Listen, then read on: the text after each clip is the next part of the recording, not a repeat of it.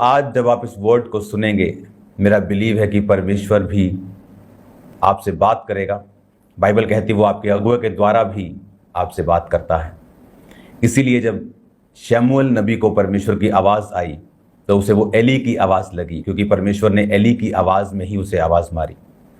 नहीं तो वो कभी एली के पास जाके ना कहता कि क्या बात है, तूने क्या आज्ञा, तूने मुझे आवाज़ लगाई। उसने कहा नहीं। परमेश्वर उसे और भी आवाज़ लगा सकता था, और भी किसी आवाज़ में उसको आवाज़ दे सकता था, लेकिन परमेश्वर का एक मैसेज था कि वो आपके अगुए की आवाज़ से आपसे बात करता है। आज वचन को हम पढ़ेंगे स्पेशल बाइबल टीचिंग प्रोग्राम में, जो फिर से स्टार्ट हो चुका है, और इस टीचिंग को हम फिर से कंटिन्यू जारी रखेंगे ताकि आपका जो बाइबल कोर्स है वो कंप्लीट हो सके। लेवे व्यवस्था उसकी 23 उसकी 22 आयत। लेवे व्यवस्था 23 उसकी 22 आयत। लेविटिकस 23 उसकी 22 वर्स। जब तुम अपने देश में के खेत काटो तब अपने खेत के कोनों को पूरी रीति से ना काटना, और खेत में गिरी हुई बालों को ना इकट्ठा करना। उसे दीनहीन और परदेसी के लिए छोड़ देना। मैं तुम्हारा परमेश्वर यहोवा हूं। ये तब की बात है जब परमेश्वर ने इजराइलियों को मिस्र से बाहर निकाला। और जब परमेश्वर ने इजराइलियों को मिस्र से बाहर निकाला तो परमेश्वर ने उनको कुछ व्यवस्थाएं, कुछ नियम, कुछ हुक्म मानने के लिए दिए। परमेश्वर उन हुक्मों को मूसा को बताता था और मूसा फिर उन्हें लोगों को बताता था। बाइबल कहती है कि परमेश्वर ने हर एक प्रकार के नियमों को और व्यवस्था को बनाया। पाप बलि, मेल बलि, ये सब चीजें, दांत के बदले दांत, ताइथ देना, पर्वों को मानना, झोंपड़ियों का पर्व, अखमीरी रोटी का पर्व, पेंटिकोस, वो सारे इस व्यवस्था के नीचे थे। अब जब परमेश्वर ये व्यवस्था को दे रहा था तो याद रखो, परमेश्वर के वचन के पीछे आपकी लाइफ की ब्लेसिंग छुपी रहती है।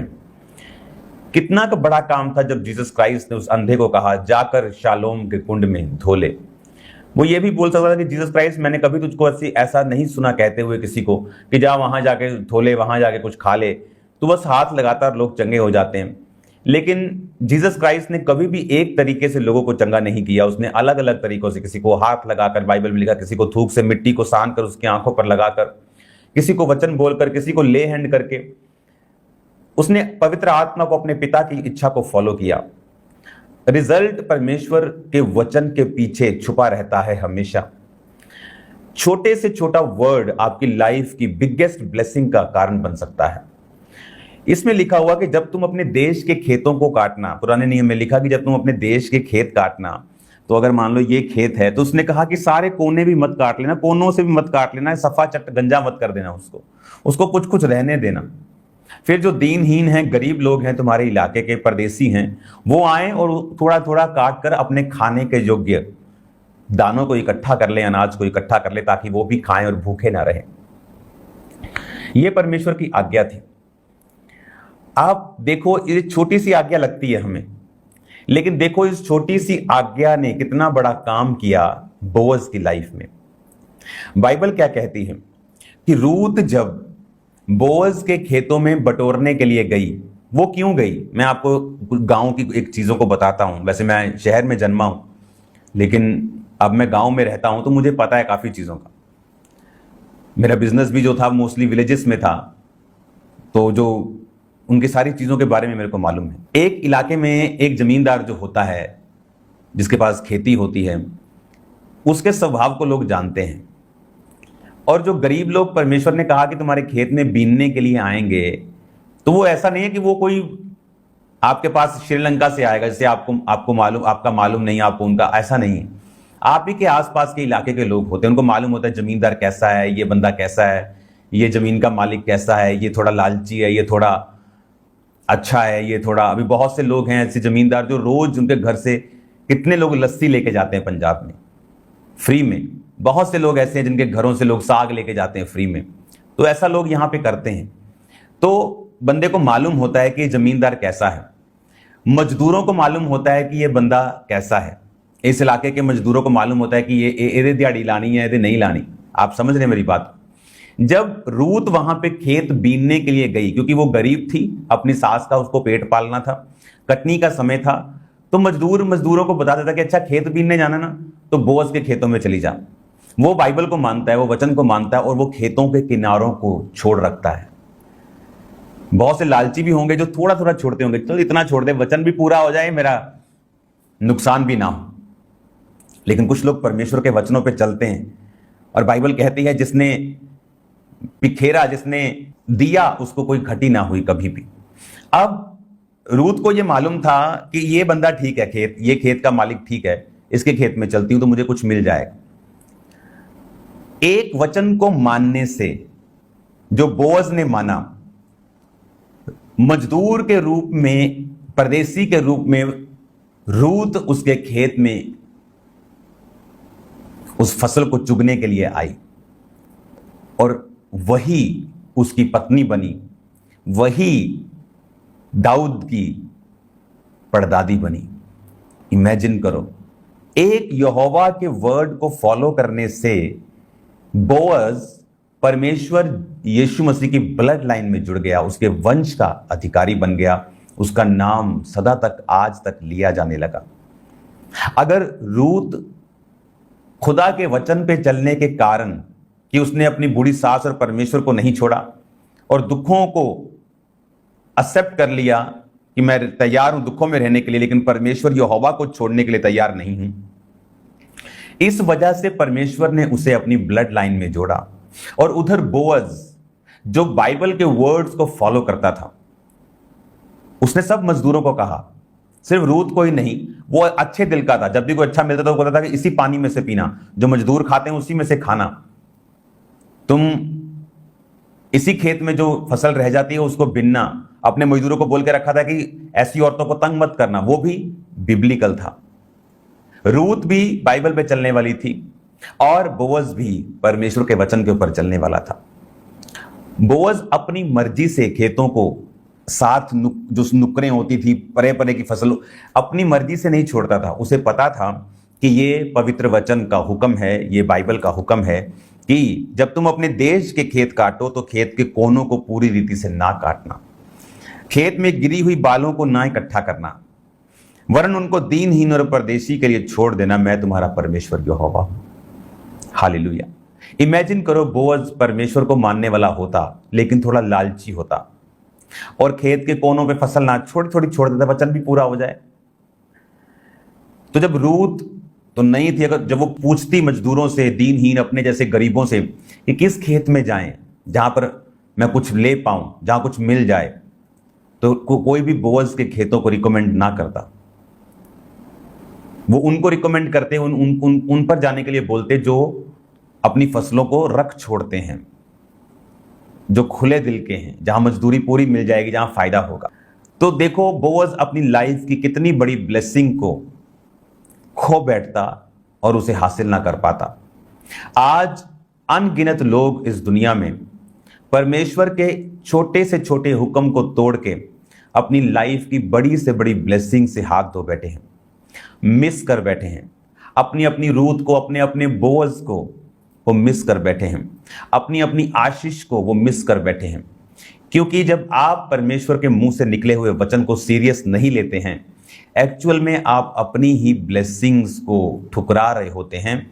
आप अपने लिए ही एक बंधन, एक बॉन्डेज, एक पुल, एक फालतू का स्ट्रगल तैयार कर रहे होते हैं।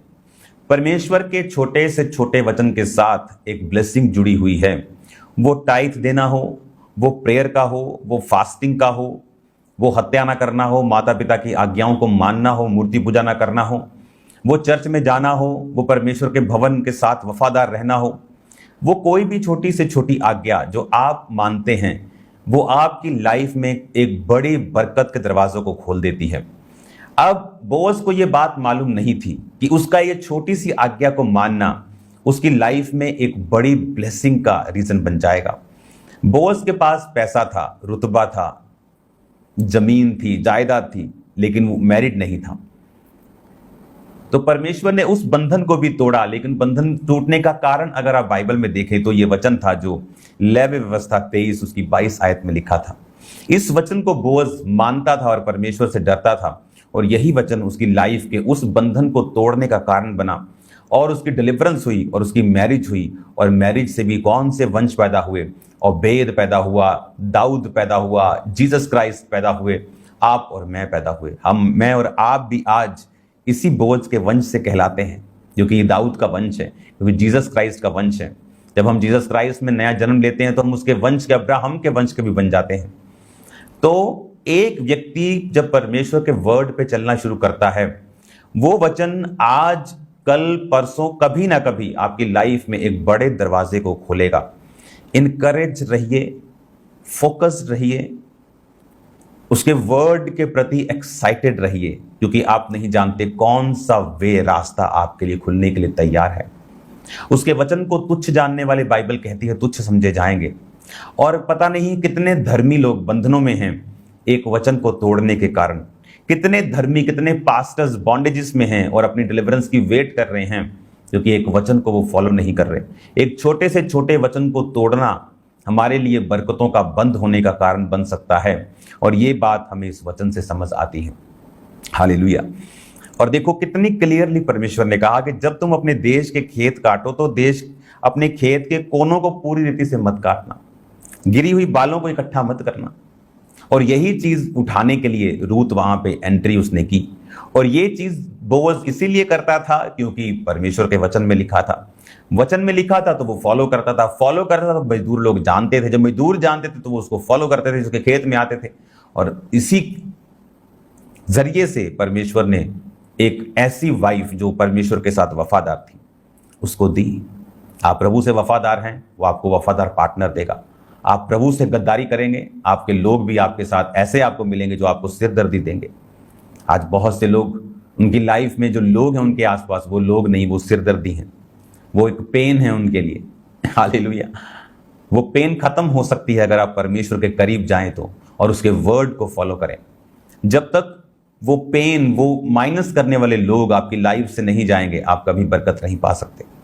और ऐसे लोग कभी नहीं जाते जब तक आप परमेश्वर में एक सर्टन लेवल तक नहीं बढ़ते और आप परमेश्वर की ओर नहीं बढ़ते।